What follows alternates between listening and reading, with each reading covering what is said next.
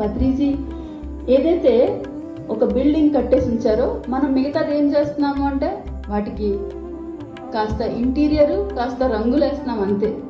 మొత్తానికి ఆ బిల్డింగ్ పూర్తి చేసే బాధ్యత ఎవరిది? మనదే. ఏ బిల్డింగ్ అది? ధ్యాన జగత్, శాకాహార జగత్, పిరమిడ్ జగత్. ఆ భవనాన్ని మనం పూర్తి చేసే పిరమిడ్ మాస్టర్స్ అందరూ ఉన్నత లోకాలకు వెళ్ళిపోతారు కదా. సో అది మనందరము చేయగలుగుతాం.